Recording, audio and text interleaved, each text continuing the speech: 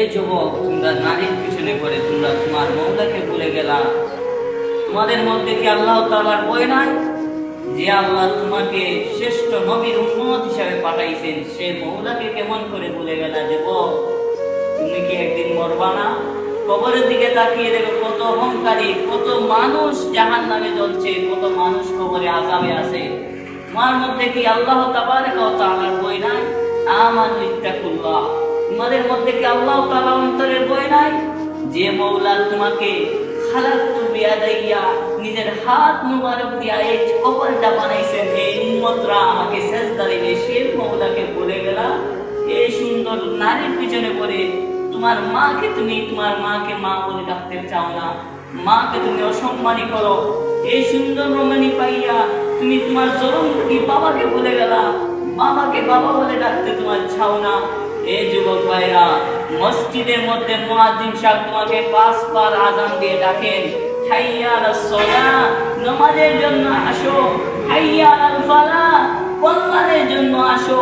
সে মুয়াজ্জিন সাহেবকে তুমি ভুলে গেলা, যে মুয়াজ্জিনের সঙ্গে তুমি সুন্দর ব্যবহার করো না, ইমাম সাহেবের সঙ্গে তুমি সুন্দর ব্যবহার করো না, খতিব সাহেবের সঙ্গে তুমি সুন্দর ব্যবহার করো না। সুদ ঘুষের কথা বললে ইমাম সাহেবকে বিদায় করে দাও, খতিব সাহেবকে বিদায় করে দাও, হক কথা বললে মুয়াজ্জিন সাহেবকে বিদায় করে দাও। তুমি ভাবছো এই অহংকার তোমার সারা জীবন থাকবে। অহংকার একজনের চাদর, তিনি হচ্ছেন রব, খালিক, মালিক, আর রহমান, আল কারিমুল, সত্তারুল, আর জব্বারুল। যে আল্লাহর হচ্ছেন অহংকারের চাদর, আর কেউ হতে পারে না। সে মৌলাকে তুমি অপমান করো। নামাজে আসতে চাও না, বাজারে তুমি 10 মিনিট সময় দিতে পারো, মসজিদে আসলে 1 মিনিট সময় দাও না, বলো হুজুর জামাতে নিকটবর্তী হয়ে গেছে, আপনি নামাজ পড়ান। 1 মিনিট আল্লাহকে সময় দিতে পারো না রে ভাই। একদিন মরতে হবে, কুল্লু নাফসিন যায়িকাতুল মাউত।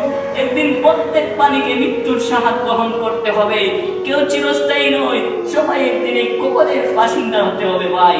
এজন্য আপনাদের পায়ে হাতে ধরে বলি, আজ থেকে ওয়াদা করেন নামাজ ছাড়বেন না, আজ থেকে ওয়াদা করেন আর রোজা ছাড়বেন না, আজ থেকে ওয়াদা করেন হজ করবেন সামর্থ্য হলে, আজ থেকে ওয়াদা করেন পিতামাতার সঙ্গে সৎ আচরণ করবেন, আজ থেকে ওয়াদা করে আজ থেকে 5 ওয়াক্ত নামাজ পড়বো ইনশাআল্লাহ। সবাই ভালো থাকেন, সুস্থ থাকেন, আল্লাহর ইবাদতের মধ্যে মগ্ন হয়ে যান। আসসালামু আলাইকুম ওয়া রাহমাতুল্লাহি ওয়া বারাকাতুহু।